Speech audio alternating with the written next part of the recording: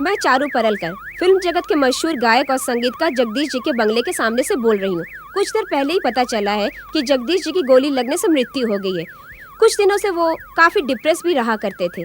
कुछ लोगों का तो ये भी कहना है कि उन्होंने आत्महत्या कर ली है। उनकी लाश उनके बंगले के पीछे उनके म्यूजिक रूम में पाई गई है, जहाँ पर वो रियाज किया करते थे। यहाँ की किसी भी चीज को हाथ तो नहीं लगाया किसी ने? जी नहीं। आप? हाँ, मैं डॉक्टर आकाश, उनका डॉक्टर हूँ। ये है उनकी वाइफ मिसेस नूपुर। ये उनका म्यूजिक रूम है, यहीं पे वो रियाज किया करते थे, अपनी धुनें बनाते थे। वो राहुल है, उनका सेक्रेटरी। राहुल, यहाँ आओ तो। जाइए।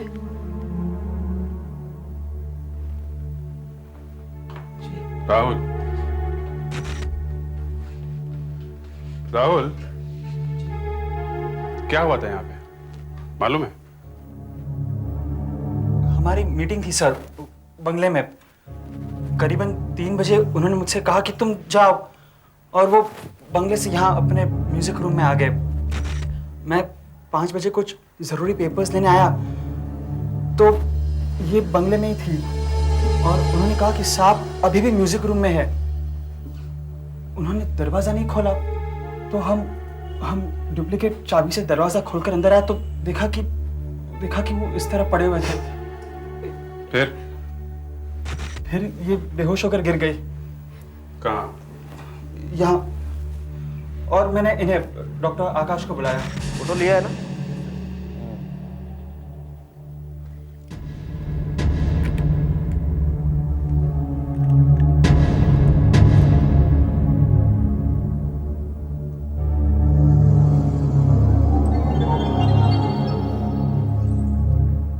ये 2 गोलियां चली हैं।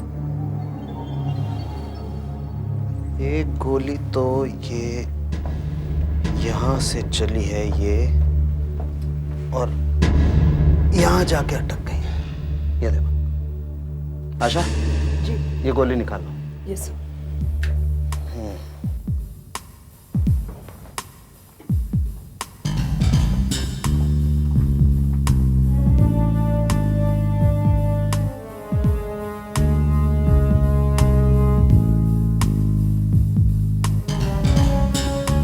एक गोली तो ये है, लेकिन दूसरी गोली यहाँ है, ये देखिए।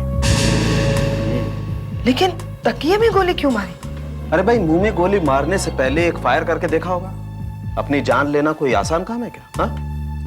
एक फायर करके थोड़ी हिम्मत आई, रिवॉल्वर उठाया, मुंह में लगाया, उठाए, आत्महत्या? नहीं, ये खून है। मेरे पति को किसी ने मारा है। मारा है? आपको किसी पे शक है? मैं कैसे बता सकती हूँ? वैसे तो जगदीश एक स्ट्रांग आदमी था, फिर भी सबको मालूम है आजकल उसकी दिमागी हालत ठीक नहीं थी। He was going through a major depression। क्यों? 1 महीना पहले उसकी एक फिल्म तोहफे का प्यार की सिल्वर जुबली हुई थी, इसीलिए एक पार्टी रखी गई थी। फिल्म के सभी गाने जगदीश ने ही गाए थे। मुबारक हो जगदीश, फिल्म का म्यूजिक धनाधन बिक रहा है, रिकॉर्ड पे रिकॉर्ड टूटते जा रहा है। सुना है क्या ब्लैक के लिए अमेरिका जा रहे हो? हाँ, बिल्कुल जा रहा हूँ, क्यों ना जाऊँ। कार्नेगी हॉल, ग्रेमी नॉमिनेशन, वाह सर जी वाह। भाई, देने वाला जब भी देता है तो पूरा छप्पर फाड़ के देता है। चुगली किसी और की हो ना हो, दारू की तो 15 ग्लास तो हो ही गए होंगे। अब ड्रामा शुरू होगा। मेरे काट पता बस उठने ही वाला है। निकल पड़ी। Congratulations। Alka, what a pleasant surprise। भाई, खुद लाई हो या डैडी ने भेजा है? कम ऑन यार, तुम तो जानते हो मैं तुम्हारी कितनी पुरानी दोस्त हूँ, और मैं तो शुरू से तुम्हारा अच्छा ही चाहती हूँ। पापा को तो मालूम भी नहीं कि मैं यहाँ आई हूँ। जगदीश, तुम इस खुशी के मौके पर पापा से अपनी नाराजगी खत्म कर दो। Alka, you know I like you very much। No, I really like you very much। मगर तुम्हारे पापा को मैं कभी माफ नहीं करूंगा। साथियों, दोस्तों, ये अलका है, मेरी बहुत अच्छी दोस्त है, मगर इसके डैडी रामनाथ अरे वही जो रामनाथ रिकॉर्ड कंपनी के मालिक है, उन्होंने 2 साल पहले मुझको अपनी कंपनी से निकाल दिया ये कहकर के जा जा, तेरा म्यूजिक नहीं चाहिए। तू अब खत्म हो चुका है। मैंने कहा ठीक है, और अब वही रामनाथ मेरे पैर छू रहा है कि मेरी कंपनी में आ जाओ, वापस आ जाओ। मगर मैंने भी कह दिया कि मैं लोकल ट्रेन में पेटी बजाऊंगा, मगर तेरी कंपनी ज्वाइन नहीं करूंगा। जगदीश प्लीज। वैसे आदमी अच्छा खासा है, बस पहला माला थोड़ा खाली है। हाँ खाली है, खाली है पहला माला। लेकिन यहां तो पहला माला है ही नहीं, सिर्फ ग्राउंड फ्लोर है। अलका, मैंने तुम्हें मना किया था कि इस जोकर की पार्टी में मत जाना। इसे तो शराब पी के नाचने की आदत है ही। पापा प्लीज, अब आप तो अपने आप को कंट्रोल कीजिए। आप दोनों पुरानी बातें भूल जाइए ना, और दोनों आज खुशी के मौके पर हाथ मिलाइए। For my sake please. हाथ मिला लूं इससे, रामनाथ से? कभी नहीं। रामनाथ जी, अब आप मेरी पार्टी में आ गए हैं तो फोकट की दारू पीजिए, खाना खाइए और फिर चुपचाप खिसक जाइए। आपकी 3rd रेट कंपनी में मैं कभी काम नहीं करूंगा। अरे जब तू भूखों मर रहा था तब इसी 3rd रेट कंपनी ने तुझे काम दिया था। भूल गया वो दिन 2 कौड़ी के आदमी? क्या? 2 कौड़ी का आदमी? मेरी पार्टी में मुझे 2 कौड़ी का आदमी कहा? तेरी इतने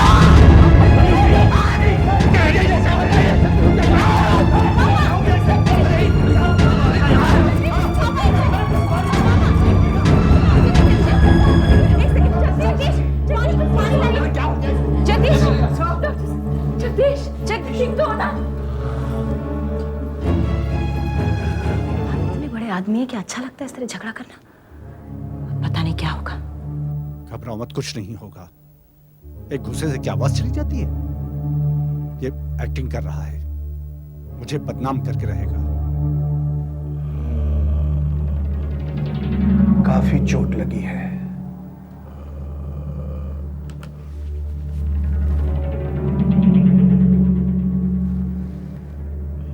अब ये कैमरा में तुम्हारे गले के अंदर डाल के देखता हूं कि क्या हुआ है। हाँ? मुंह खोलो।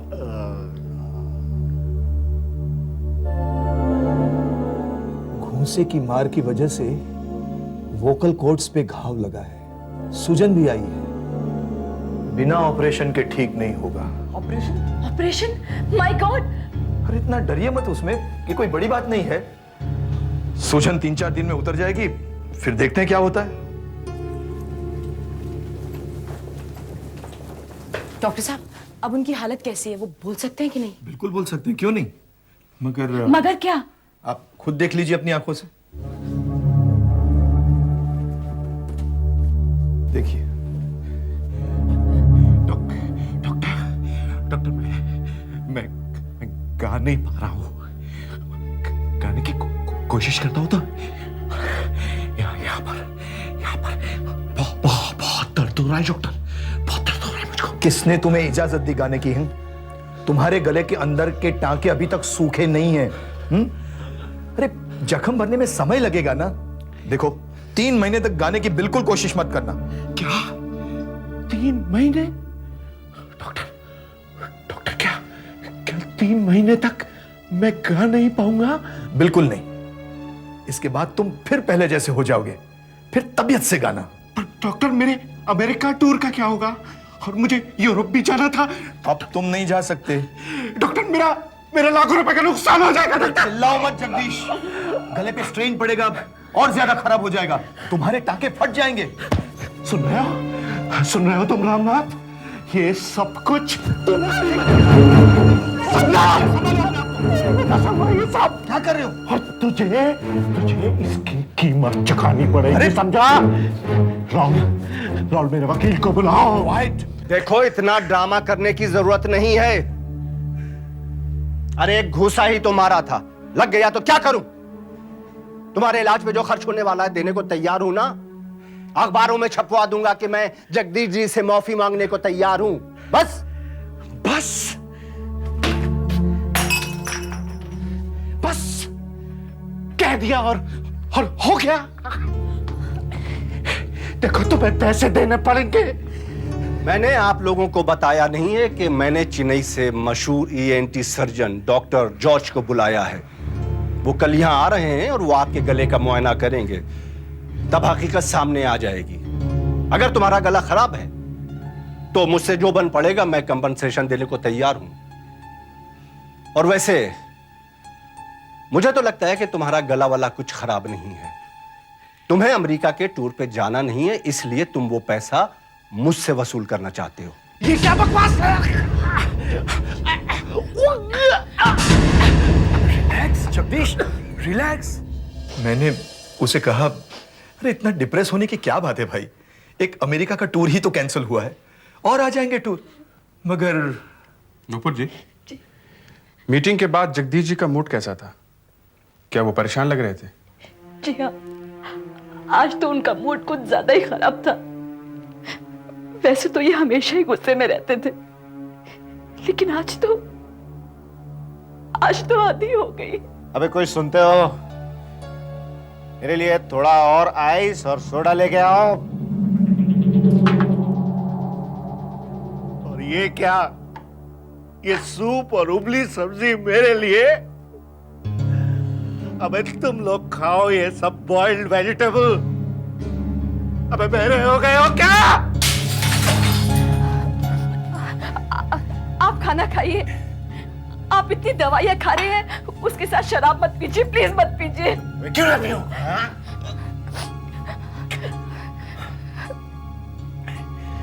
और वो तुम्हारा मनहूस नौकर कहाँ है? बुलाओ उसको।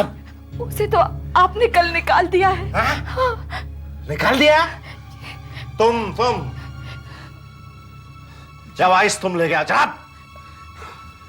सर प्लीज मत पीजिए सर, बस मत पीजिए। तुम भी क्यों ना पियो? अब एक सेक्रेटरी भी आपको सलाह देने लगा है। चलो अभी तुम चलते बनो यहां से, समझे? 3 महीने मेरा कुछ काम नहीं होगा, तुम्हारा कमीशन बंद, समझ गए ना? बल्कि तुम लोग यहीं रुको। मैं तुम लोगों का मनहूस चेहरा नहीं देखना चाहता। मैं अपने स्टूडियो जा रहा हूं और मुझे आके डिस्टर्ब मत करना, समझे? बस फिर वो मुझे जिंदा दिखे ही नहीं। अच्छा एक बात बताइए, राहुल के बंगले से जाने के बाद आप कहीं बाहर तो नहीं गई? आई मीन बंगला छोड़ के? नहीं, मैं तो बंगले में ही थी। तो फिर आपको गोली चलने की आवाज सुनाई क्यों नहीं दी? जी वो हाँ, बताइए क्यों नहीं सुनाई दी? वो ये कमरा साउंड प्रूफ है। अच्छा, अभी पता चलता है। दया, जरा बाहर जाके आवाज लगाना तो।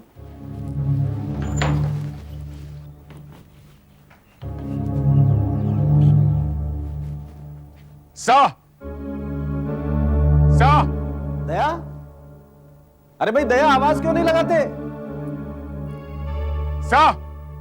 दया, कुछ कहते क्यों नहीं?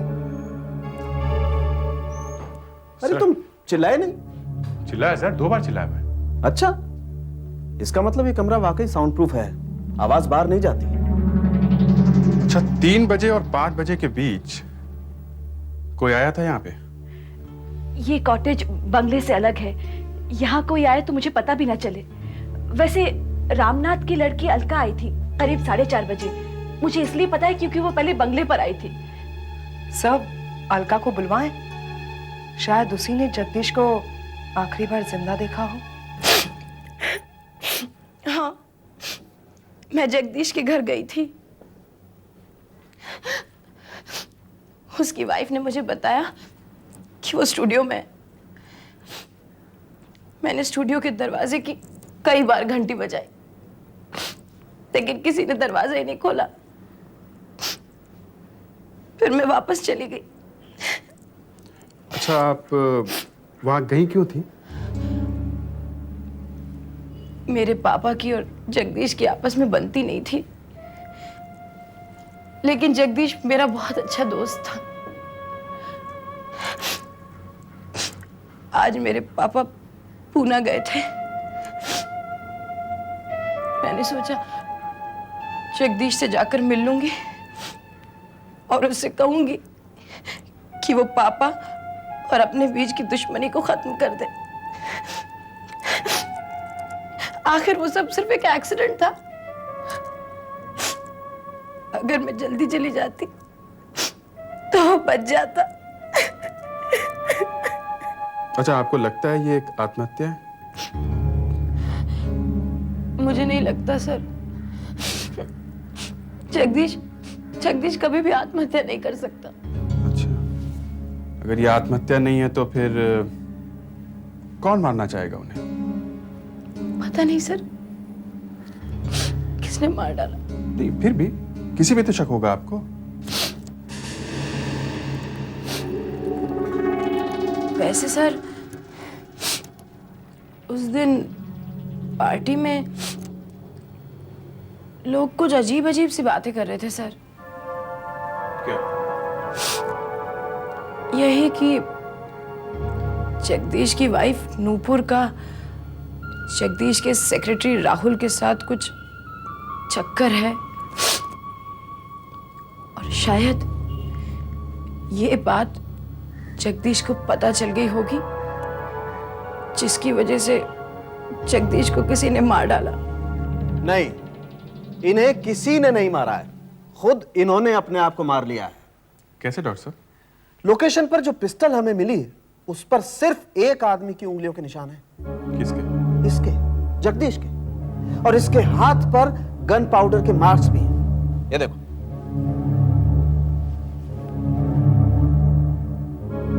ये। मगर सर, कई बार लोग हाथ में पिस्तौल पकड़वाकर भी चलवा देते हैं। हाँ, हो सकता है, मगर यहां देखो, गोली मुंह में से चलकर खोपड़ी के पीछे से निकल गई है। फिर भी ये देखो, इसके दांत देखो, एकदम सही सलामत है, कोई टूटा फूटा नहीं है। और इसके होंठ देखो, कहीं कोई खरोंच नहीं है, कोई घाव नहीं है, क्योंकि इसने पिस्तौल खुद मुंह में रखी और गोली चलाई। अगर किसी दूसरे ने जबरदस्ती इसके मुंह में पिस्तौल घुसेड़ी होती तो कहीं कोई चोट तो होती, मगर नहीं, कोई चोट नहीं। ये एक आत्महत्या है। खून हो या आत्महत्या, मैं इसमें क्या कर सकता हूं?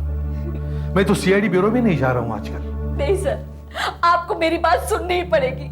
इससे पहले कि जगदीश की लाश को जला दिया जाए, हमें कुछ ना कुछ तो करना ही पड़ेगा। सर, आपकी आंखें नहीं है तो क्या हुआ, आप सारी बात समझ तो सकते हैं। ठीक है, अगर बात समझाने की है तो समझाओ, मगर जो इंफॉर्मेशन सीआईडी को मिली है उससे तो लगता है कि यह एक आत्महत्या ही है। नहीं सर, ये एक खून है। जिस तरह से आप कह रही हैं कि यह एक खून है, उससे तो लगता है कि आपको कुछ ऐसी बात मालूम है जो सीआईडी को पता नहीं। क्या है वो बात, बताइए। सर, जी हाँ सर, ऐसी एक बात है जो मैंने सीआईडी को नहीं बताई। क्या? कल जब मैंने और राहुल ने म्यूजिक रूम का दरवाजा खोला, जगदीश सर, जगदीश सर, जगदीश जगदीश मैंने देखा कि जगदीश कुर्सी पर मरे पड़े हैं। उनके मुंह से खून बह रहा था और पीछे टेबल पर पिस्तौल पड़ी हुई थी। जगदीश को इस हालत में देखकर मैं बेहोश हो गई। थोड़ी देर बाद जब मुझे होश आया तो डॉक्टर आकाश भी वहां थे, लेकिन मैंने देखा कि पिस्तौल जगदीश के हाथ में है। मेरी समझ में नहीं आया कि ये हुआ कैसे। मैं डॉक्टर आकाश को ये बताना चाहती थी, लेकिन राहुल का चेहरा देखकर मैं चुप रह गई। शायद राहुल भी कुछ कहना चाहता था।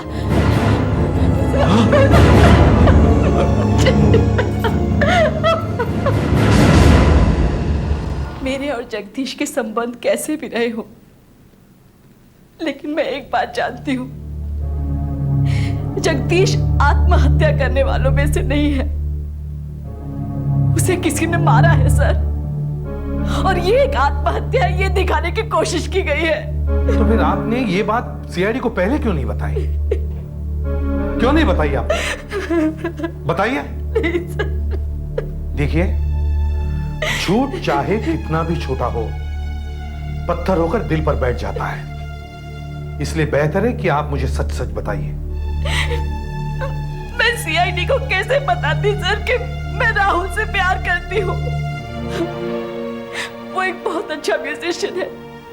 क्या आपकी और जगदीश की बनती नहीं थी? नहीं, बिल्कुल नहीं, बल्कि मैं तो उसे छोड़ना चाहती थी। इतने में उसके गले पर चोट लग गई। ऐसे में कोई किसको कैसे छोड़ सकता है? फिर वो बहुत शराब पीने लगा, दिन रात मुझे गालियां देता था। राहुल से ये सब नहीं देखा गया होगा और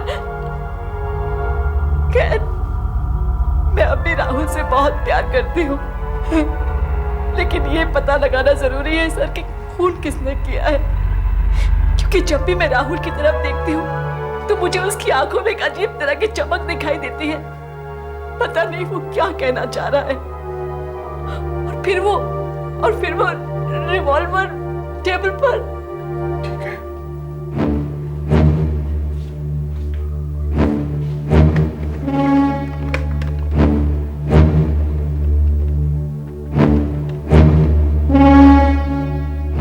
हाँ अभिजीत, वो जगदीश के केस में जगदीश के सेक्रेटरी राहुल को अरेस्ट करो और मेरे घर में आकर नुपुर को भी अरेस्ट करो।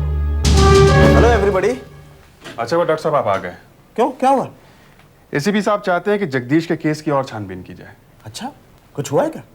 अपने घर बुला रहे हैं वो कह रहे हैं वहां आकर नूपुर को अरेस्ट करें। नूपुर भी वहीं है। नूपुर को अरेस्ट करें? ये एसीपी साहब को अपने घर बैठे बैठे ऐसा क्या क्लू मिल गया कि जगदीश ने अपना स्टूडियो बंद करके अपने आप को अपनी पिस्टल से गोली मार ली? सुसाइड और क्या? नहीं, ये सुसाइड नहीं, ये मर्डर है। ये एक खून है।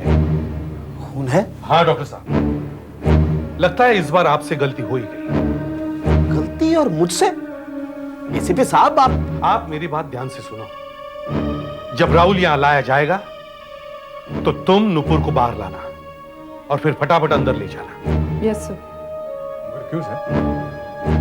जब वो नुपुर को यहां देखेगा तो उसे एक झटका लगेगा और शायद इससे कुछ सच बाहर आ जाए। अरे आप क्या कर रहे हैं? मेरी बात सुनिए आप। अरे आप मेरी बात तो सुनिए, आप मेरी बात नहीं सुन रहे लोग।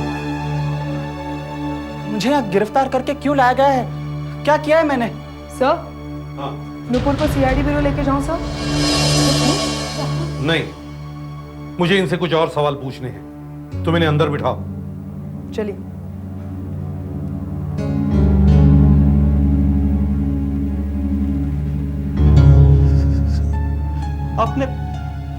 आपने इन्हें भी गिरफ्तार किया है? क्यों? सवाल हम पूछेंगे, तुम नहीं, समझे? हाँ, अब वक्त आ गया है सब कुछ सच सच बताने का। मगर मैं तो सब कुछ बता चुका हूँ। सच? हाँ सच। हम सिर्फ सच सुनना चाहते हैं। क्योंकि आधा सच तो वो बोल चुकी है। बोल चुकी है? हाँ बताओ।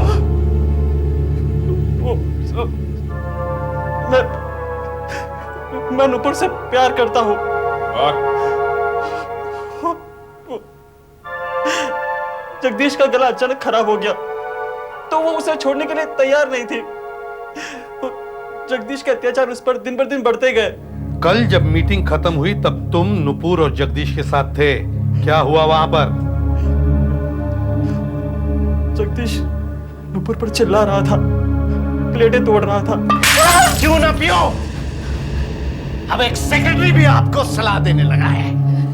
सुनो, अभी तुम चलते बनो यहां से, समझे? 3 महीने मेरा कुछ काम नहीं होगा, तुम्हारा कमीशन बंद, समझ गए ना? बल्कि तुम लोग यहीं रुको। मैं तुम लोगों का मनूस चेहरा नहीं देखना चाहता। मैं अपने स्टूडियो जा रहा हूं और मुझे आके डिस्टर्ब मत करना, समझे? चल हट!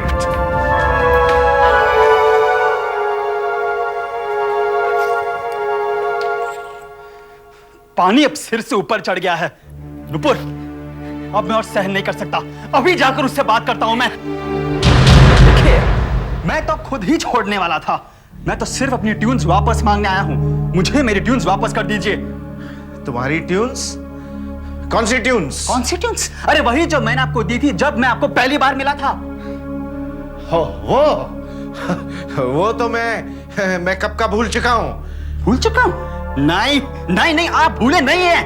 आपकी आखिरी फिल्म में आपने 10 में से मेरी 7 ट्यून्स चुरा ली, अपने नाम से बेच दी। अब तुम चुपचाप खिसक जाओ यहां से, समझे? मेरी ट्यून्स। अबे ट्यून्स पे क्या नाम लिखा होता है? जी नहीं तो आज उसका गला दबा दूं, मगर खून का घुट पीकर रह गया और चुपचाप स्टूडियो से निकल गया। तब कितने बजे थे? 3:30। फिर एक पार्क में जाकर बैठा रहा, दिमाग ठंडा किया और सोचा कि जाकर नुपुर को कह दूं कि चलो नुपुर, जगदीश को छोड़ने का वक्त आ गया। तो तुम वापस बंगले में आए? हाँ। कब? यही कोई 5 बजे होंगे। आओ ना नुपुर, आओ, चलो आओ, डरो मत, आओ नुपुर। अब मैं यहाँ तुम्हें एक पल के लिए रुकने नहीं दूंगा। डॉक्टर आकाश को सब कुछ बता देता हूँ और उनसे कहूंगा कि एक नर्स का इंतजाम कर ले, वही 24 घंटे रहेगी उनके साथ। चलो सब कुछ साफ साफ बता देते हैं और चलते हैं यहाँ से। नहीं राहुल, नहीं, मेरी हिम्मत नहीं हो रही सब बताने की। नुपुर मैं हूं ना, क्यों डर रही हो तुम? नहीं राहुल, नहीं राहुल, वो अलका है यहाँ पर, वो आई थी ना थोड़ी देर पहले यहाँ। अलका वलका हो, कोई भी हो, मुझे कोई फर्क नहीं पड़ता है। तुम चलो यहाँ से। देखो तुम कितना भी छुपाने की कोशिश करो, लोगों को हमारे बारे में पता चल ही जाएगा। डरो मत, मैं हूं तुम्हारे साथ। ये दरवाजा क्यों नहीं खोल रहा?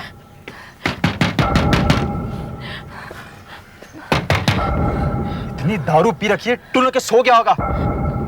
मेरे पास डुप्लीकेट चाबी है, खोलो। हाँ खोलो। चलो। जगदीश! मैंने देखा जगदीश कुर्सी में मरा पड़ा था। मरा पड़ा था? तुम्हें कैसे मालूम पड़ा कि वो मर गया है? दीवार पर और जमीन पर खून था और सर उसके हाथ में रिवॉल्वर था। रिवॉल्वर हाथ में नहीं था, टेबल पर था। वो टेबल पर? आपसे किसने कहा? टेबल पर था या नहीं?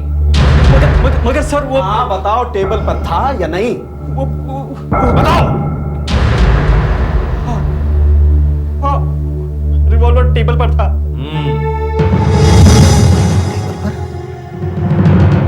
हाँ टेबल पर। सर मैं तो सिर्फ नुपुर की मदद करने की कोशिश कर रहा था सर। अब रोने से कोई फायदा नहीं, चुपचाप बताओ जगदीश को कैसे मारा है? नहीं सर जगदीश को मैंने नहीं मारा जगदीश को। वो मुझे लगा कि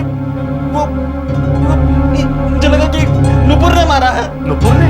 हाँ, वो मैंने सोचा जगदीश पिया हुआ था, उसने नुपुर को गाली दी होगी और झगड़े में गोली चल गई होगी, इसलिए वो रिवॉल्वर उठाकर मैंने जगदीश के हाथ में रख दिया ताकि ऐसा लगे कि उसने आत्महत्या की है। मैं नुपुर को बताने वाला था कि झूठ बोलना, मगर उससे पहले डॉक्टर आकाश आ गए और उसे कुछ बता ही नहीं सका। तो आपका कहना है कि जगदीश को आपने नहीं नुपुर ने मारा है? क्या मैंने जगदीश का खून किया है? What nonsense! मैंने जगदीश को नहीं मारा। मुझे जब होश आया तो मैंने देखा कि रिवॉल्वर जगदीश के हाथ में है और तुम मेरी तरफ अजीब निगाहों से देख रहे हो, तो मुझे लगा कि खुद तुमने किया है। अरे मैं तुम्हें बताना चाह रहा था कि ये लोग समझ रहे हैं कि ये एक आत्महत्या है, ये मत बताना कि खून तुमने किया है। और मुझे लगा कि खुद तुमने किया। एक मिनट, तुम दोनों कम से कम इस बात को तो मानते हो कि रिवॉल्वर टेबल पर था? हाँ। फ्रेडरिक्स, इन दोनों को जरा बाहर ले जाओ। चलिए। अलका ने जब दरवाजा खटखटाया 4:30 बजे, तो जगदीश मर चुका था। सर राहुल ने ही आखिरी बार जगदीश को जिंदा देखा था। अब या तो राहुल जबरदस्त एक्टर है, नहीं तो अलका झूठ बोल रही है। अलका को बुला के लाई डिटेक्टर टेस्ट करो। ये सब क्या कर रहे हैं आप लोग? कुछ नहीं, बस आपका एक टेस्ट लेना है। Lie detector test. Lie detector test? क्यों? घबराइए मत, कुछ होगा नहीं। बस आप हमें फिर से वही बातें बता दीजिए जो आपने कल बताई। लेकिन सर फिर से क्यों? वो इसलिए कि अगर आप झूठ बोल रही हैं तो हमें पता चल जाएगा। अगर आप झूठ बोलेंगी तो आपका ब्लड प्रेशर बदलेगा, आपकी पल्स रेट बदलेगी और आपका बॉडी का टेम्परेचर भी बदलेगा। और ये सब बातें इस मशीन में दिखती हैं और ये पता चल जाएगा कि कोई झूठ बोल रहा है। बस अब एक इंजेक्शन लगाते हैं और टेस्ट शुरू करते हैं। इंजेक्शन? नहीं सर, मुझे ये सब नहीं करना है, प्लीज सर। क्यों? अगर आपने सच बोला तो क्या प्रॉब्लम है? फिर से बता दीजिए। देखिए, मैं सब कुछ फिर से बता दूंगी, लेकिन आप ये वायर्स निकाल दीजिए सर, प्लीज। अच्छा, ठीक है। मगर सर, हमें ऑर्डर मिला है कि टेस्ट पूरा होना ही चाहिए। अरे भाई, कह रही है तो छोड़ दो ना। नहीं सर, ऑर्डर इज ऑर्डर, टेस्ट तो होके ही रहेगा। इंजेक्शन लगाना ही पड़ेगा। नहीं सर, ये इंजेक्शन वगैरह मत लगाइए सर। मैं बताती हूँ, मैं सब बताती हूँ आपको सर। प्लीज ये सब निकाल दीजिए सर। ये मैं सब बताती हूँ सर। मैं कल कुछ बताना भूल गई थी, लेकिन मुझे अभी सब याद आ गया है सर। अच्छा, क्या याद आया? कल जब मैं जगदीश के घर पर पहुंची,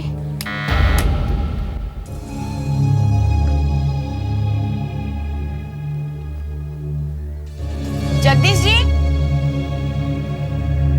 जगदीश जी, जगदीश जी, जगदीश जी, जगदीश जी। मैं जैसे ही अंदर पहुंची तो मुझे जिंदगी का सबसे बड़ा धक्का लगा।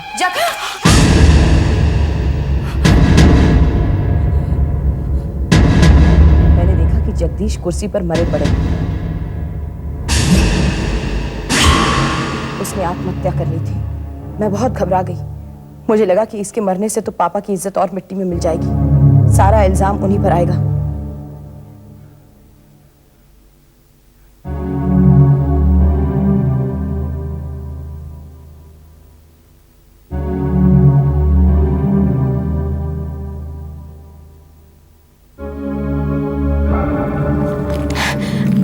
मैंने पिस्टल हाथ से निकालकर टेबल पर रख दी और सोचा कि पुलिस समझेगी कि ये खून है और शक राहुल और नूपुर पर आएगा।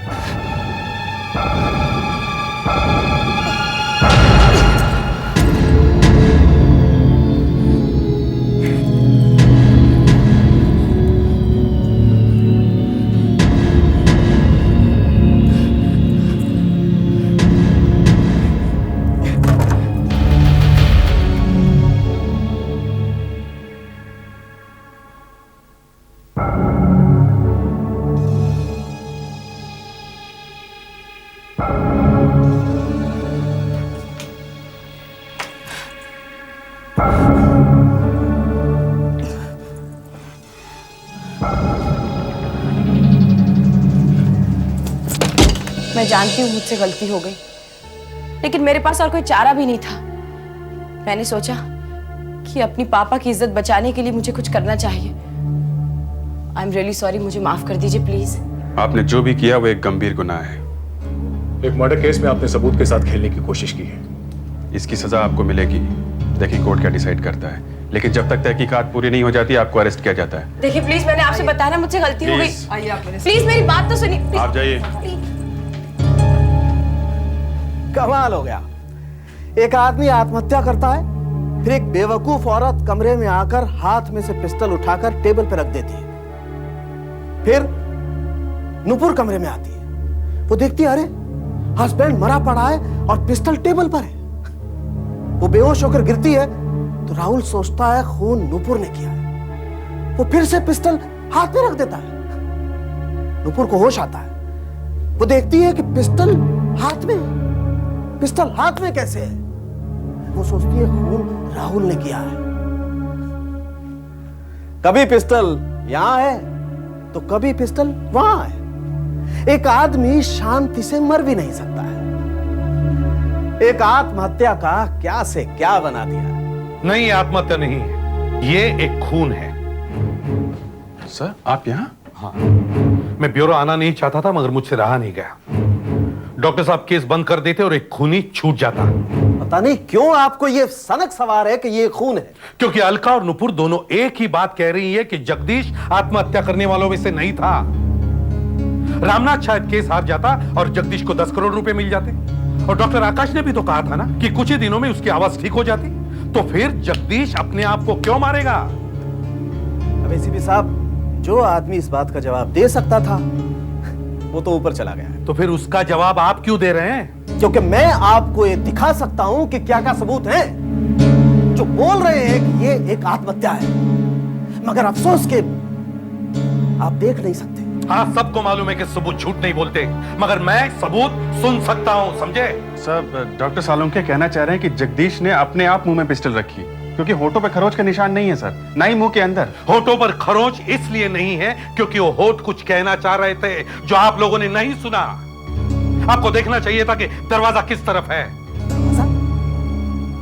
दरवाजे से क्या मतलब? डॉक्टर साहब, कुर्सी किस तरफ है? कुर्सी इस तरफ है। इस तरफ है। दरवाजा? दरवाजा इधर है? जी नहीं, दरवाजा इस तरफ। ये दिशा कौन सी है? नॉर्थ। नॉर्थ। दरवाजा नॉर्थ, कुर्सी साउथ। गोली किस तरफ से चली? हाँ? इस तरफ से सर। इस तरफ से। तो गोली वेस्ट से चली, दरवाजा नॉर्थ, कुर्सी साउथ और गोली वेस्ट से चली। ये कैसे हो सकता है? साहब, ये सब क्या है? ईस्ट वेस्ट नॉर्थ साउथ, इससे क्या हासिल होगा? Patience, patience. अभिजीत, इधर आओ, तुम्हारा कान इधर करो।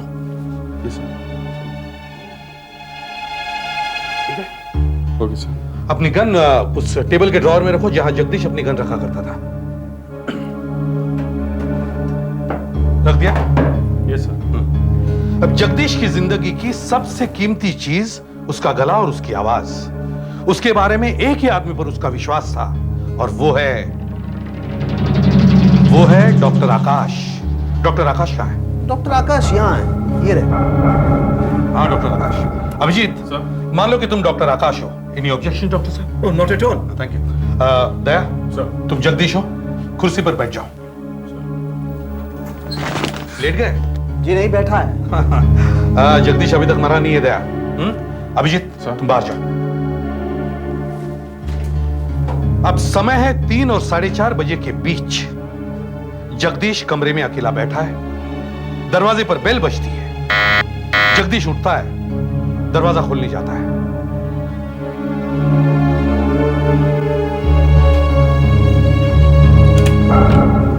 डॉक्टर आकाश, आप? हेलो जगदीश, कैसे हो? ठीक हूँ, आप कैसे? मैं अच्छा हूँ। देखो, मुझे पता है अमेरिका का टूर कैंसिल होने से तुम्हारा मूड काफी ऑफ होगा। बैठो, मैं एक बार फिर से चेक करता हूँ। अगर जरा भी इंप्रूवमेंट हुआ तो तुम अमेरिका जा सकते हो। ओके? अच्छा, जरा मुंह खोलो, थोड़ा और। वोकल कॉर्ड दिखना चाहिए, और खोलो, थोड़ा और खोलो। हाँ, इतना मुंह खुलने से आदमी की आंखें बंद हो जाती है। दया की आंखें खुली या बंद है? बंद है। थोड़ा और। क्या हुआ डॉक्टर? डॉक्टर साहब, क्या हुआ? सर, गोली चलती है। अरे किसने गोली चलाई?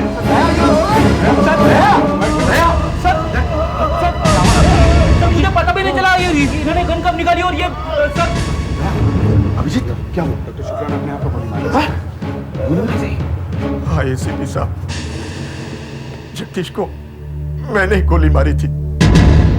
मैंने जगदीश के गले का ऑपरेशन किया था। किसी को पता नहीं था कि ऑपरेशन खराब हो गया था। उसके गले के वोकल कॉर्ड्स हमेशा हमेशा के लिए खराब हो चुके थे, एकदम फिनिश्ड। वो अब कभी नहीं गा सकता था। और जब मुझे पता चला कि उस बेवकूफ रामनाथ ने बाहर के डॉक्टर को चेकअप के लिए बुलाया है तो मैं घबरा गया। मुझे लगा सबको पता चल जाएगा कि इतने बड़े सिंगर का गला मेरे हाथों खराब हो गया है। मेरा करियर मिट्टी में मिल जाता, इसलिए मैंने जगदीश को गोली से मार डाला। मैं फॉरेंसिक्स में रह चुका हूं। मुझे मालूम था हाथ पे कार्बन आ जाएगा गोली चलने से, और लोग सोचेंगे दोनों गोलियां उसी ने चलाई है और ये आत्महत्या लगेगी। इसीलिए मैंने उसके हाथ से गोली चलवाई। आपको कैसे पता चला? डॉक्टर सालुंके बार बार कह रहे थे कि अगर कोई जगदीश के मुंह में रिवॉल्वर डालेगा तो उसके होठों पर खरोच के निशान आने ही चाहिए, मगर यहां कोई खरोच के निशान थे ही नहीं। तो मैंने सोचा कि एक डॉक्टर ही जगदीश का मुंह खुलवा सकता है, और फिर मैंने डॉक्टर जॉर्ज से जगदीश की लाश का गला चेक करवाया। बस डॉक्टर आकाश का भेद खुल गया। हद हो गई। डॉक्टर सालुखे एक अंधे एसीपी से हार गया। कोई बात नहीं सर, इस हार में भी एक मजा है। मुझे कैंसर हो गया है एसीपी साहब। बस कुछ ही दिनों का मेहमान हूं। पता नहीं मौत कभी भी आ सकती है। ऐसा मत कहिए। मैं मौत से नहीं डरता। मैं अपने बेटे के बारे में सोच सोच कर मारा जा रहा हूं। पर वो गायब हुआ क्यों?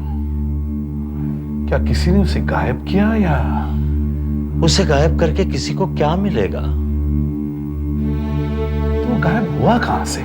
वो पुणे में एमबीए कर रहा है। यहाँ आता रहता है। 2 दिन पहले भी आया था, फिर चला गया। आज सुबह जब डॉक्टर साहब ने मुझे बताया कि इनकी तबीयत बहुत खराब हो रही है, तो मैंने फोन पर उससे बात करने की कोशिश की, तो मालूम पड़ा कि वो पुणे गया ही नहीं। वो पुणे पहुंचा ही नहीं। तो फिर वो रास्ते में से कहां गायब हुआ होगा? बताओ ना, वो कॉलेज वाले क्या कह रहे हैं? वो कह रहे हैं कि नीरज ने शनिवार को ही उनको फोन करके बताया कि उसके पिताजी की तबीयत बहुत खराब है, इसलिए वो नहीं आएगा। मगर वो गया यहाँ से सोमवार को। हाँ। उससे झूठ बोला कि वो पुणे जा रहा है। अभी हम वही सोच रहे थे कि उसने झूठ क्यों बोला। इतने में दिव्या आ गई दिल्ली से। दिव्या? ये दिव्या कौन है? जी, मैं नीरज की बचपन की दोस्त हूँ। नीरज और मैं बहुत अच्छे दोस्त हैं। वैसे मैं दिल्ली में रहती हूँ, लेकिन आज सुबह मुझे नीरज का ये लेटर मिला। मैं घबरा गई और प्लेन से यहाँ आ गई। क्या लिखा है उस लेटर में? आप खुद ही देख लीजिए।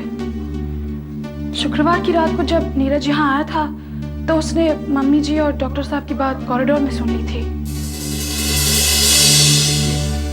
ऐसे हालात में कुछ नहीं किया जा सकता, केवल ईश्वर पर भरोसा कर सकते हैं। अगर आज हमारे पास पैसे होते तो कुछ न कुछ जरूर करते हम। मैंने सुना है कि लंदन में कैंसर का ऑपरेशन होता है। हमारे एक जान पहचान वाले थे, उनका हुआ था और वो ठीक भी हो गए थे। मगर 5 लाख रुपए लग गए थे उनको। 5 लाख? हाँ, वहाँ इलाज कुछ महंगा है। हम भी वहाँ इलाज करवा लें, मगर सारे पैसे यही लग गए। क्या करें? थोड़े पैसे होते तो ये बच सकते थे। शायद उसने जो कुछ भी सुना, उससे वो उदास हो गया होगा। उसे लगा कि वो अपने माता पिता पर एक बोझ बन गया है। इस उम्र में जहां उसे कमाकर खिलाना चाहिए था, वो अपने पिता का इलाज भी नहीं करवा सकता था। उसने सोचा होगा कि अगर कहीं से उसे 5 लाख मिल जाते तो वो उनकी जिंदगी बचा सकता था। मगर हम तो दूसरी बात कर रहे थे। उसने पूरी बात सुनी ही नहीं। मैं गम में कुछ भी बोले जा रही थी। डॉक्टर साहब ने एकदम सही बात की थी। पैसे होते तो ये बच सकते थे, मगर अच्छे से अच्छा इलाज हुआ। मगर सच बात तो ये है कि बहुत देर बाद पता चला कि इन्हें कैंसर है। ये इतना फैल चुका है कि ऑपरेशन से कुछ नहीं हो सकता। मेरा बेटा गलत समझ बैठा है एसीपी साहब। उसे पता नहीं कि अब ऑपरेशन भी मुझे नहीं बचा सकता।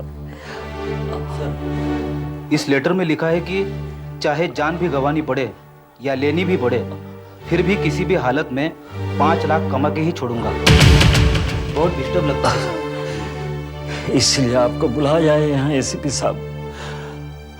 पता नहीं मेरा बेटा क्या कर बैठेगा। जवान बेटे की जिंदगी का सवाल है। उसे बचा लीजिए एसीपी साहब, बचा लीजिए। वो जो करने वाला है उसे किसी का भी फायदा नहीं होने वाला, बल्कि उसकी जिंदगी खराब हो जाएगी। उसे ढूंढिए एसीपी साहब, उसे ढूंढिए। उसे रोक लीजिए एसीपी साहब। उसका फोटो है आपके पास? जी हाँ, ये लीजिए। फ्रेडरिक्स सर, उसके सभी दोस्तों के नाम और टेलीफोन नंबर्स दीजिए। आज बुधवार है, सोमवार से अब तक उसने किसी न किसी को तो कांटेक्ट किया होगा। जी हाँ, मेरा ही नाम मिलिंद है। मैंने ही आपसे फोन पर बात की थी। नीरज आपका दोस्त है ना? जी, हम लोग स्कूल में एक साथ पढ़ते थे, लेकिन उसके बाद एक लंबे अरसे तक मेरी उससे मुलाकात नहीं हुई क्योंकि मैं इंडिया से बाहर चला गया था। फिर कुछ दिन पहले अचानक वो यहाँ आ गया। कौन सा दिन था? सोमवार? जी नहीं, संडे, एतवार का दिन था। करीब 12:30 बजे थे। उसी दिन मेरे अंकल गोवा जाने वाले थे। हम लोग उसी की तैयारी में लगे हुए थे कि वो यहाँ आ गया। क्या कहा उसने? उसने कहा कि उसके पिताजी की तबीयत बहुत खराब है। फिर कुछ पैसे उधार मांगने लगा। कह रहा था जितने भी हो सकेंगे चलेंगे।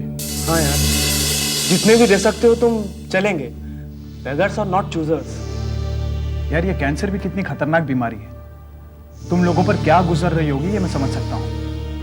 मुसीबत में दोस्त नहीं काम आएंगे तो और कौन आएगा?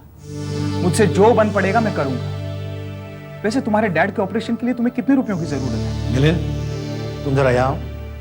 सामान बांधने में जरा मेरी मदद करना। अंकल, अभी तो बांधा था सामान, फिर से खोल दिया क्या? हाँ? ये क्या सुन रहा हूँ? क्या मुसीबत में दोस्त के काम दोस्त ही आ सकते हैं। जितना बंद पड़ेगा मैं कर दूंगा यार। ये क्या है? इस घर में कोई भी आएगा, अपनी दोस्ती का नाटक करेगा, अपनी रोती कहानी सुनेगा, तो तुम उसको उठा के पैसे दे दोगे? अंकल, नीरज मेरे बचपन का दोस्त है। उसके डैड की तबीयत खराब है। ठीक है, उसको 1-2 हज़ार रुपये दे देना, उसको छुट्टी कर देना। पता नहीं इसका बाप बीमार है या नहीं, मुझे तो वो चर्सी लगता है।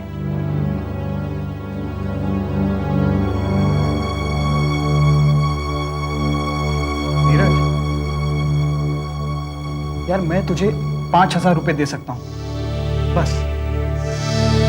ठीक है, चलेगा। मुझे बहुत बुरा लगा था सर। उसने शायद अंकल की बातें सुन ली थी। उसका चेहरा उतर गया था। तो तुमने उसे 5,000 रुपये दिए? सर? हाँ आशा। सर, अजीब अजीब इंफॉर्मेशन मिली है सर। क्या? सर, मैंने उसके काफी दोस्तों से बात की है।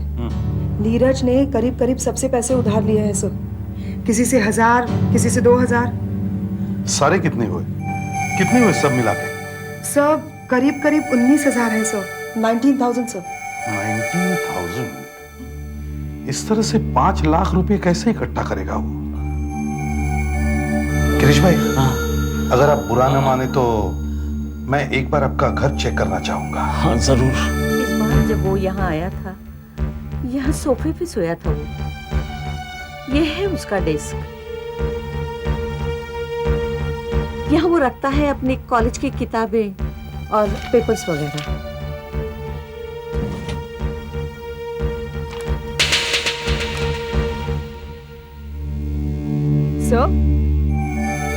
सर, न्यूज़पेपर की क्लिपिंग है सर।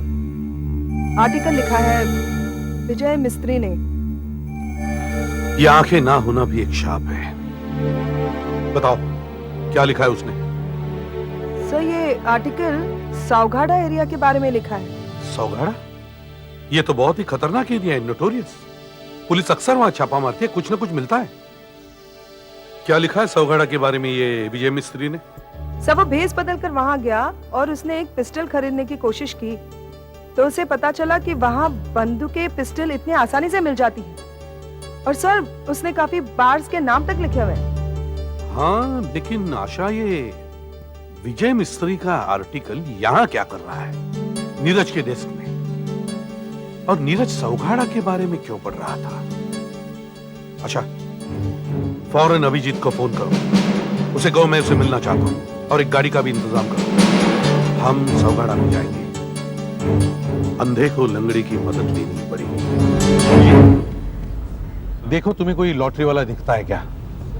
जैकेट पहना हुआ, लंगड़ा है, बैसाखी लेके चलता है। सर, ये आदमी है कौन? ये अब वैसे तुम्हें बताना तो नहीं चाहिए। तुम तो जानते हो कोई पुलिस वाला अपना खबरी दूसरे को नहीं दिखाता है। मतलब ये खबरी है आप? हाँ, मेरा बहुत पुराना खबरी है। अच्छा लड़का है, मतलब अच्छा आदमी है। भूत का नाम लिया, भूत आ जाए। उसके पास रुकना। अरे सुनो सुनो, लॉटरी वाले सुनो। अरे किस्मत आजमा लो साहब, एक टिकट ले लो साहब। अरे किस्मत खुल जाएगी साहब, कम से कम लखपति तो बन ही जाओगे साहब। लॉटरी। कौन सा टिकट दूं? लॉटरी। अरे ये सीपी साहब आप? हाँ। क्या खबर है? देखो लॉटरी। अभिजीत उसे फोटो दिखाओ।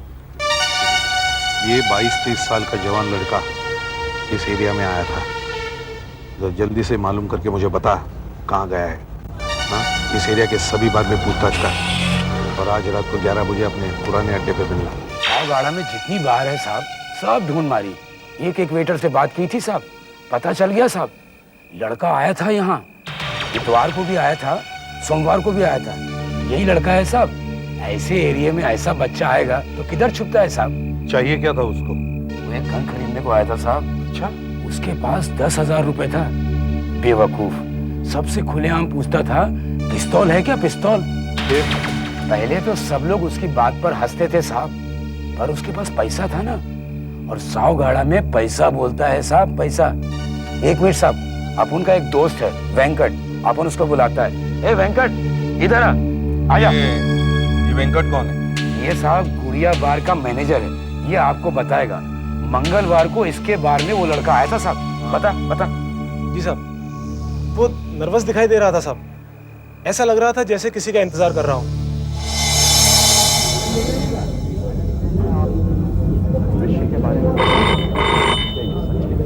हाँ, जीवन गुड़िया बार।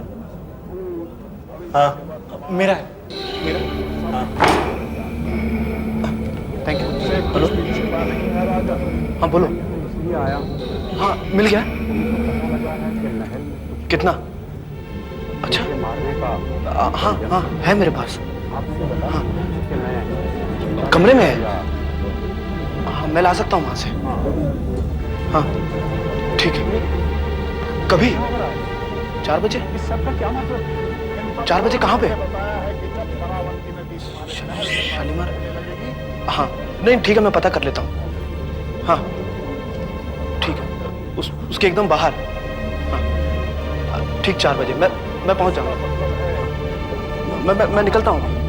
Thank you, thank you. लो बेटा, छुट्टे रख लो। अच्छा तुम्हें पता ही है शालीमार बिल्डिंग कहाँ पे है? ये वो 3 सर्किट पार्क के आसपास है। तुम्हें पता है किस तरह से? यानी ये कल हुआ मंगलवार को? जी साहब। अच्छा, ये कहाँ है शालीमार बिल्डिंग?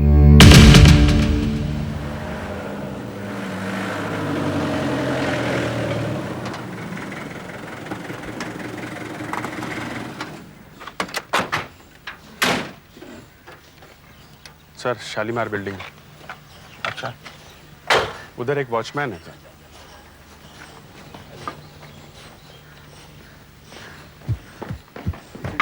सुनो, यहाँ के वॉचमैन हो? क्यों, दिखाई नहीं देता? नहीं दिखाई दे रहा है, ऐसे ही पूछा।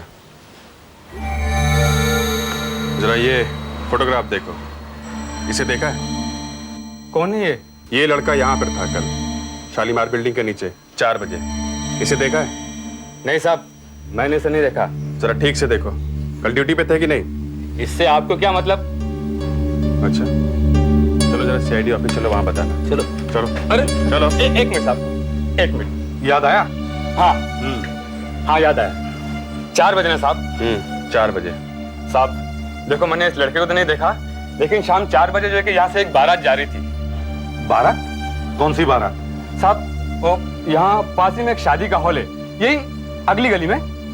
साहब वहीं से आई होगी। अच्छा अभिजीत सर, उस हॉल पर चलते हैं, वहीं से पता चल जाएगा किसकी शादी थी और एड्रेस भी मिल जाएगा। मेरे बेटे की शादी मंगलवार को थी, पर अब वो उटी में है। अच्छा यादव साहब, एक बात बताइए, क्या आपके बेटे की बारात शालीमार बिल्डिंग के सामने से गुजरी थी करीब 4 बजे? शालीमार बिल्डिंग? हाँ जी हाँ, शालीमार बिल्डिंग तो रास्ते में पड़ती है, और करीब 4 बजे ही वहां से बारात गुजरी थी। पर कमाल है, आपको कैसे मालूम पड़ा कि आपका कोई पुलिस वाला भी हमारी बारात में शामिल था? नहीं। अच्छा, शादी में फोटो वीडियो खींचे होंगे, वीडियो शूटिंग की होगी, आजकल तो फैशन है वीडियो का। हाँ, वीडियो फिल्म निकाली थी हमने, और वो नम्रता स्टूडियो वाले को बुलाया था। अच्छा, वो टेप होगी आपके पास? हाँ वो है, ये देखिए।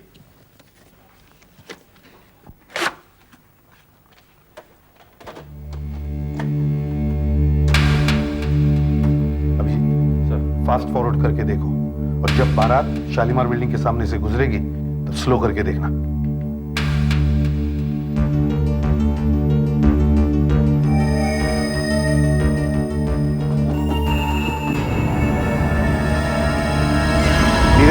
नीरज है? हाँ सर, किसी से बात कर रहा है। हाँ सर, लेकिन ठीक तरह से दिखाई नहीं दे रहा। इस पिक्चर का ब्लो अप कर सकते हैं, क्लियर दिखाई देगा सर। ठीक है। यादव साहब, अगर आप बुरा न माने तो क्या हम ये कैसेट ले जा सकते हैं? हाँ हाँ, क्यों नहीं, पर इसे वापस कर देना और खराब भी मत कर देना। नहीं नहीं, हम जरूर वापस लौटा देंगे। भाई इन्हें चाय शाय पिलाओ। जी हाँ, आप लोग कम से कम चाय तो पीते जाइए। नहीं नहीं, थैंक यू वेरी मच। मगर आपके बेटे की बारात का मुहूर्त हमारे लिए बहुत सही निकला। आशा सर, इस पिक्चर का ब्लो अप निकालो, अपने रिकॉर्ड्स चेक करो और उस लॉटरी को ढूंढो। लॉटरी? कौन है रे तू? तेरे को पहले कभी नहीं देखा। पहचान जाएगा, तेरा इंतजार हो रहा है वहां पे। चल चल निकल।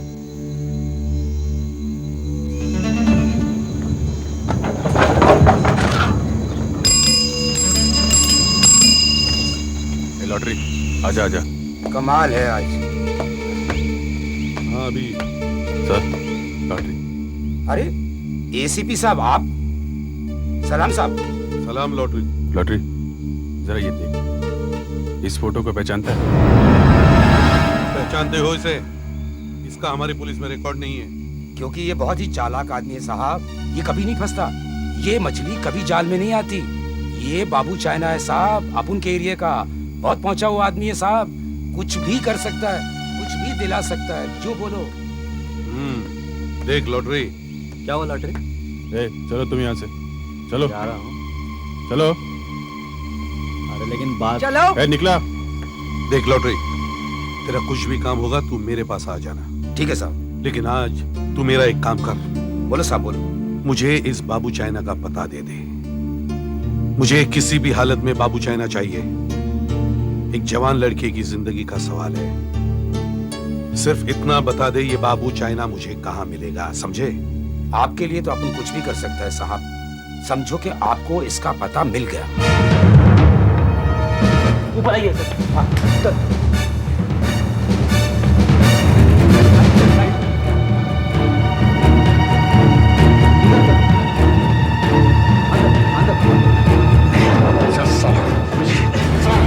ये रहा बाबू चाइना सर। सर बराबर पता मैंने इसका, जरा से भी गलती होती तो निकल जाता सर। इसे पहचानता है तू इसे? कौन है ये क्या क्या मुझे दिखा रहे हो? अच्छा अब ये देख ले, आखिरी बार। मेरे हाथ कांप रहे हैं, पता नहीं कब गोली चल जाए। अभिजीत समझ गया, अभिजीत समझ गए। इसे देख, तू इस लड़के से मिला था 4 बजे शालीमार मेडी के बाद। मिला? देखो मुझे पिस्तौल बिल्कुल ही पसंद नहीं है, पता नहीं कब घोड़ा चल जाएगा। अभिजीत, अभिजीत पीछे हटो तुम। नहीं सर, अभिजीत पीछे हटो। नहीं सर, इसे रोको, नहीं तो ये मुझे बाहर डालेगा। बोल, बोल, क्या बेचा था? बोल, बोल। स्टॉप। हाँ, एक पिस्टल पूरे 16,000 में।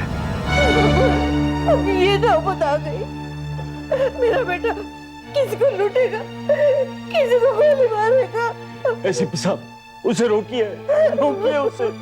सर, आप रेडी? टीवी पर नीरज की फोटो दिखाने का हमें फायदा हो गया है। अच्छा? एक आदमी सामने आया है। उसने बताया कि आज उसने नीरज को पनाला के स्वागत होटल में देखा है। इसे पहचानते हो? हाँ साहब, ये आदमी यहीं तो ठहरा था सोमवार से, 121 नंबर कमरे में। अभी अभी 1 घंटे पहले ही गया साहब। 1 घंटे पहले गया? Damn it. क्या साहब, आपके आदमी घुसे तो हुए उसके कमरे में? सर। हाँ अभिजीत। सर 121 नंबर कमरे में कुछ नहीं मिला सर, कुछ भी नहीं छोड़ा है उसने, पता ही नहीं चलता कहाँ गया होगा। अच्छा। ए भाई जरा सुनो। जी साहब। क्या तुम्हारे होटल के कमरे में टेलीफोन होता है? हाँ। अगर कोई बाहर फोन करना चाहे तो क्या वो डायरेक्ट कॉल कर सकता है क्या? नहीं साहब, पहले उसको यहाँ करना होगा काउंटर पे, उसके बाद हम लोग लगा के देंगे साहब। अच्छा, कोई डायरी वायरी तो रखते होंगे, कौन कौन से नंबर पे फोन किया है वो? और क्या साहब, डायरी नहीं रखेगा तो क्या करेगा साहब? जो लोग अपन से नंबर मांगेगा उसको पैसा देना पड़ेगा ना साहब, हम लोग उसको बिल में लगा देता। 121 नंबर वाले ने कोई फोन किया है क्या? जरा देखो अपने डायरी में। देखता हूँ।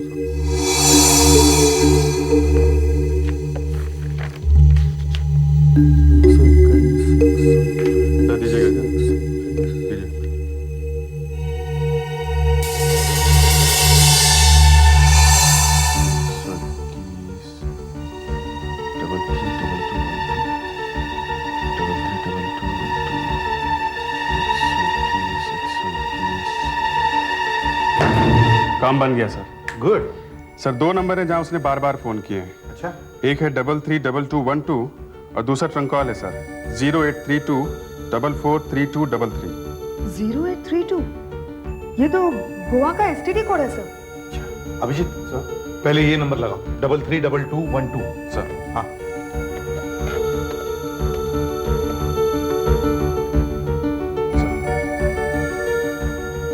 हेलो हेलो, हाँ मैं एसीपी प्रद्युमन सीआईडी से बोल रहा हूँ।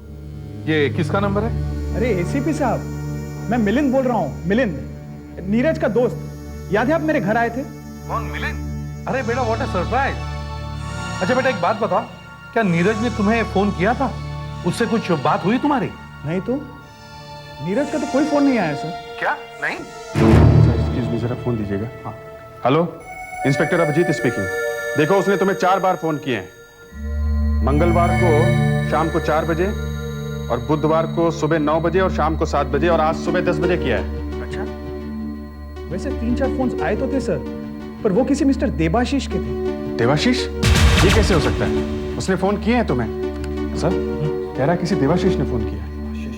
हेलो, ये देवाशीष कौन है? तुम जानते हो उसे? नहीं, मैं तो उन्हें नहीं जानता, लेकिन वो कह रहे थे कि वो मेरे अंकल के दोस्त है। उन्हें यह भी मालूम था कि अंकल इस समय गोवा में है। वो पूछ रहे थे कि अंकल गोवा से आज वापस आने वाले हैं या नहीं। तुम्हारे अंकल गोवा में? जी हाँ, मेरे अंकल इस समय गोवा में हैं। आज वो वापस भी आ रहे हैं। देखो मिलिंद, तुम घर पे रुको, हम वहां आते हैं। हाँ अभिषेक सर, गोवा का नंबर लगाओ जल्दी।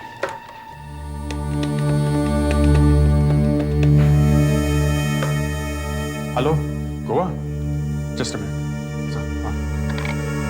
हेलो, हाँ मैं एसीपी प्रद्युमन सीआईडी से बोल रहा हूँ। ये बताइए आपके यहाँ कोई मिस्टर गगन ठहरे हुए हैं क्या? जी हाँ, ठहरे हुए तो थे, मगर वो आज सुबह 5 बजे ही मुंबई के लिए रवाना हो गए। अच्छा, आपके नंबर पर किसी देवाशीष ने फोन किया था ये पता लगाने के लिए कि मिस्टर गगन वहां से टाइम पर निकले हैं क्या नहीं? हाँ जी हाँ, वो उनके लिए पूछ रहे थे और मैंने उन्हें बता दिया था कि वो 7 बजे तक मुंबई पहुंच जाएंगे। हाँ थैंक यू। ये कोई देवाशीष बेवाशीष नहीं, ये नीरज है, नीरज। वो मिलिंद के अंकल के पीछे लगा है। क्यों? हाँ क्यों? मिलिंद सिर्फ तुम्हारे अंकल ही क्यों? बोलो। सर मैं क्या बोलूं? देखो मिलिंद, साफ साफ बताओ, तुम्हारे अंकल की जान खतरे में है। सच सच बताओ, तुम्हारे अंकल कुछ पैसा लेकर यहाँ आ रहे हैं ना? बोलो। हाँ सर, अंकल का एक फ्लैट था गोवा में जो उन्होंने बेच दिया है। आज वो वापस आ रहे हैं पैसे लेकर। सर मैं पहले इसलिए नहीं बता रहा था क्योंकि ब्लैक मनी का मामला है। अंकल ब्लैक मनी लेकर आ रहे हैं। कितना पैसा है? 8 लाख रुपए। 8 लाख? क्या नीरज इस बारे में जानता है? देखो ध्यान से सोचकर बताओ, उस दिन क्या हुआ था? सर उस दिन मैं और नीरज यहाँ बैठे थे। नहीं यार, किसी भी हालत में पापा का ऑपरेशन करवाना। कैसे? Hi mom. Hi uncle. Hello. 8 lakh रुपया, वो भी कैश, वो भी अकेले। मुझे बहुत फिक्र हो रही है। कुछ नहीं होगा। इसमें हमारे पास दूसरा कोई रास्ता तो है नहीं। किसी को क्या पता चलेगा कि मेरे पास इतना सारा कैश है? शायद उसने सुन लिया था कि अंकल मम्मी को क्या बता रहे थे। पर ये सब हो क्या रहा है? आखिर टेंशन है किस बात की? देखो ये सब बताने के लिए वक्त नहीं है मिलिंद, तुम सिर्फ इतना बताओ, तुम्हारे अंकल मुंबई कब पहुंच रहे हैं? आज शाम को 7:30 बजे तक। उनकी गाड़ी का नंबर क्या है? NEM 2334। नहीं, आजकल के बच्चों के दिमाग में क्या क्या चल रहा है? वो बेवकूफ लड़का नीरज, उसके दिमाग में आया जल्दी से 5 लाख रुपए बनाए। अरे 5 लाख रुपए बनाना कोई आसान काम है? लटके हुए पेड़ पे 5 लाख? सर उसी समय उसने शायद वो खबर पढ़ ली अखबार में, विजय मिस्त्री की लिखी हुई। सावघाड़ा में पिस्टल आसानी से खरीदी जा सकती है। हाँ। फिर उसने अपने दोस्तों से पैसे इकट्ठा करना शुरू कर दिया। बेचारा मिलिंद तो उसकी मदद करने गया था, हो गया उल्टा ही।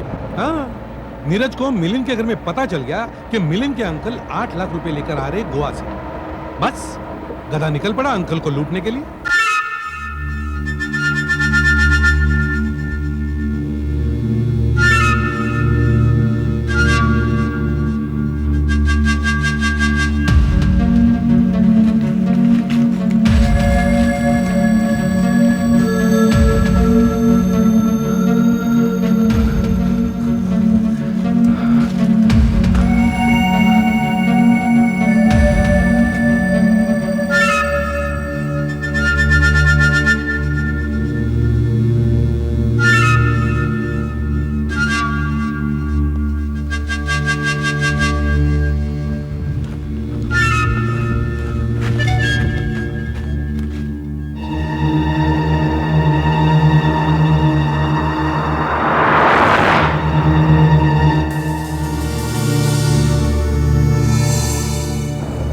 जगह मुंबई से 1.5 घंटे दूरी पर है।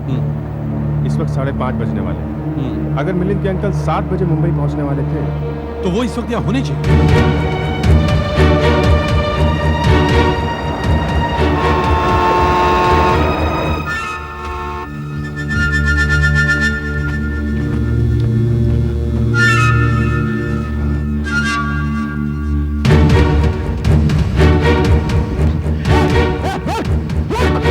नीले रंग की गाड़ी है, आंखें खुली रखो, ध्यान से देखो। हाईवे पर ऐसा करेगा क्या? आशा, हाईवे पर बीच बीच में बहुत खाली जगह होती है। अब हम घाट पर है ना? Yes sir. हो सकता है वो यहीं कहीं हो, क्योंकि घाट चढ़ते वक्त गाड़ी स्लो हो जाती है।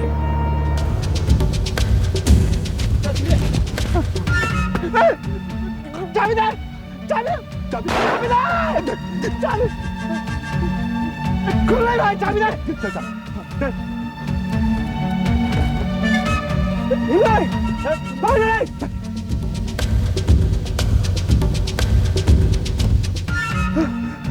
देखो देखो, तुम्हें 8 लाख रुपए मिल गए। मुझे जान दो, मुझको नहीं बता। तुमने मेरा चेहरा देख लिया है, तुम पुलिस को बता दोगे मेरे पिताजी को ऑपरेशन नहीं होगा। नहीं, मैं किसी को नहीं बताऊंगा। नहीं, अब कोई दूसरा रास्ता नहीं है। तुम्हें मुझे मारकर क्या मिलेगा? क्या मिलेगा तुम्हें? तो पैसे मिल गए। प्लीज मुझे जाने दो। मारूंगा।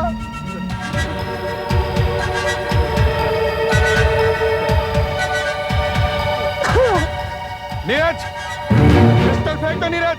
कौन?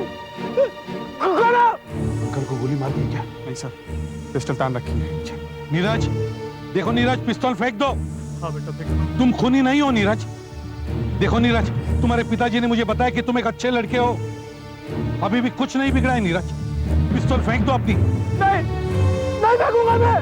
नहीं। देखो नीरज, नीरज अगर तुमने गोली चलाई तो हमें भी गोली चलानी पड़ेगी। नीरज, अपनी माँ के बारे में सोचो। सोचो उनका क्या होगा। उन्हें 2-2 मौत देखनी पड़ेगी, तुम्हारी और तुम्हारे पिताजी की। नहीं, मेरे पापा नहीं मर सकते। नहीं नीरज, जो 8 लाख रुपए तुम लूट रहे हो वो तुम्हारे पिताजी को नहीं बचा सकते नीरज। क्यों?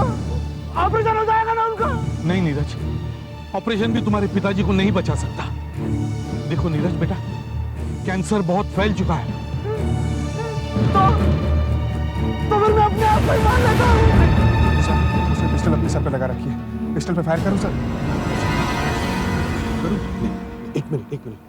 देखो बेटा, बेटा तुम्हारे पिताजी ने मुझे यहाँ भेजा है तुम्हें लाने के लिए। बेटा वो मरते वक्त भी तुम्हारे ही बारे में सोच रहे हैं। चल बेटा मेरे साथ चल, अपने पिताजी के पास चल। चल बेटा, अपनी पिस्तौल फेंक दे बेटा।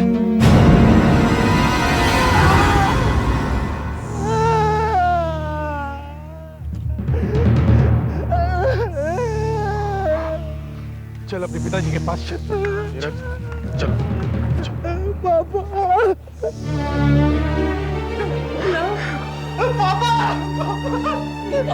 पापा,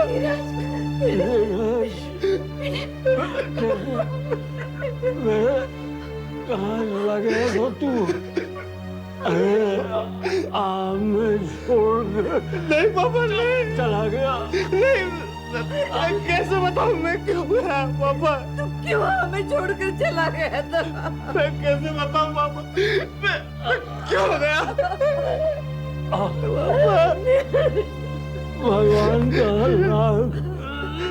लाख शुक्र है कि तुझे कुछ नहीं हुआ, कुछ नहीं। अब मैं आराम से मर सकता। नहीं पापा, मैं आपको मरने नहीं दूंगा। मैं आपको मरने नहीं दूंगा। मुझे तुझे मरने का कोई पापा, कोई गम नहीं है। हिम्मत रख। हाँ नीरज बेटा, हिम्मत रखो। कैसे रखो हिम्मत? कैसे रखो हिम्मत? नीरज, बाप कभी नहीं मरता। एक बाप अपने बेटों में नजर आता है हमेशा। नीरज बेटा, तुमने ये कैसे सोच लिया कि मैं तुम्हें छोड़कर चला जाऊंगा? मैं तुम्हें अकेला कभी नहीं छोड़ूंगा। मेरी नजर तुम पर हमेशा लगी रहेगी, हमेशा।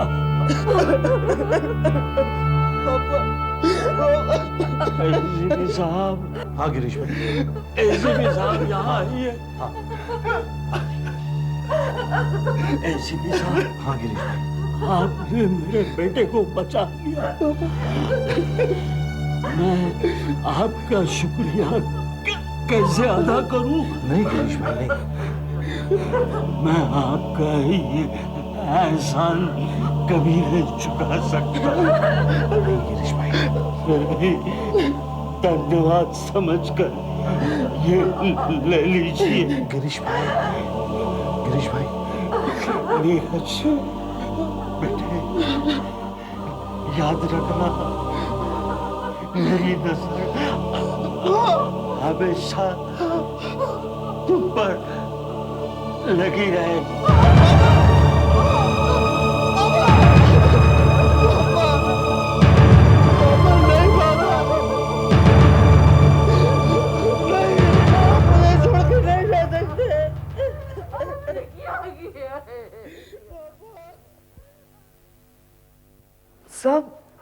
सब मैं कुछ समझी नहीं। गिरीश भाई क्या कहना चाहते थे? धन्यवाद समझकर ले लीजिए, क्या मतलब हुआ इसका? फ्रैंकली मेरी समझ में भी कुछ नहीं आया। मरते वक्त इतना दर्द हो रहा होगा, शब्द ठीक तरह से निकलते नहीं है जुबान से। मैं बताती हूँ आपको। आप? वे क्या कहना चाहते थे। मेरे पति की आखिरी इच्छा थी कि उनकी आंखें आपको दे दी जाए। क्या? आंखें मुझे? हाँ एसीपी साहब, ऐसा हो सकता है। मेरे तो समझ में नहीं आ रहा कि मैं क्या कहूं। हाँ सर, मेरे पिताजी यही चाहते थे। अब मेरी समझ में आ रहा है। वो क्यों कह रहे थे कि मैं तुझे कभी अकेला नहीं छोड़ूंगा, और उनकी निगाह हमेशा मुझ पर लगी रहेगी। जी एसीपी साहब, सब ठीक ठाक है ना? कौन? डॉक्टर साहब? हाँ। हाँ, अब आप ही बताइए, ठीक ठाक है भी या नहीं? हम क्या बताएंगे, पट्टी खोलकर देखते हैं कि दिखता है क्या नहीं। चलो इस इम्तिहान में भी बैठ कर देखते हैं। खोलिए पट्टी।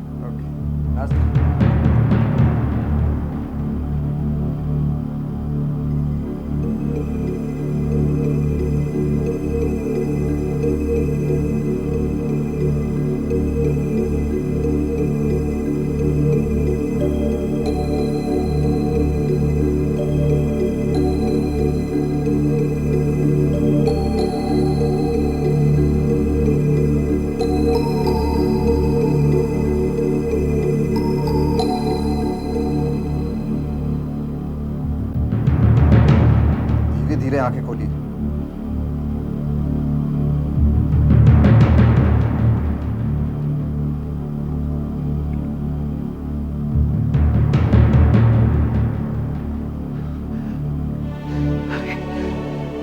मैं देख सकता हूँ। What a surprise I can see। आज इतने दिनों बाद फिर से अचानक आप सबको मैं देख सकता हूँ।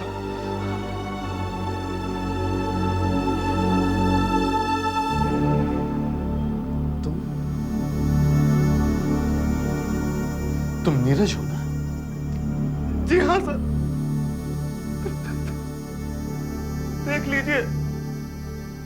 देख लीजिए किस बेवकूफ की जिंदगी बचाई है आपने। नहीं बेटा, मत रो बेटा। देखो, हर इंसान को जिंदगी में कभी ना कभी अग्नि परीक्षा से गुजरना ही पड़ता है। अरे असली सोना तो वो है जो आग में से निकलकर चमकने लगे। चमक कर दिखाओ बेटा। प्रतिमन। हाँ सर।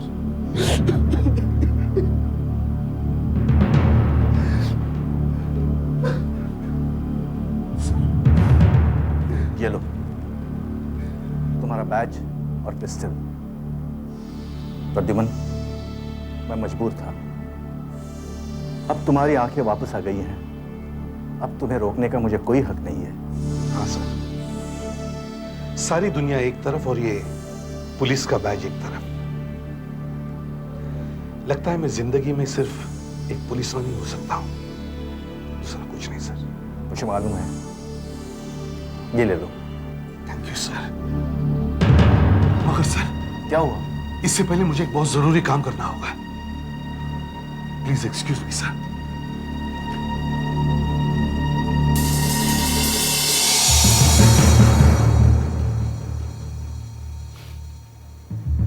क्या बदनसीबी है, जिस आदमी ने मुझे दूसरी जिंदगी दी, उस आदमी को मैं तो देख सकता हूं, लेकिन वो मुझे कभी देख नहीं सकेंगे।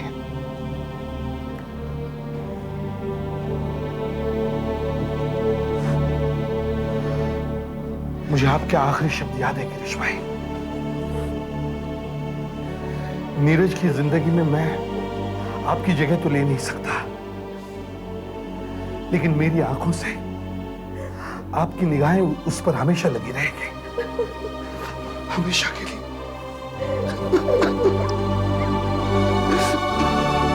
CID के और भी मजेदार और सस्पेंस से जुड़े एपिसोड्स को देखने के लिए हमारे चैनल को सब्सक्राइब करें और बेल आइकॉन दबाना ना भूलें।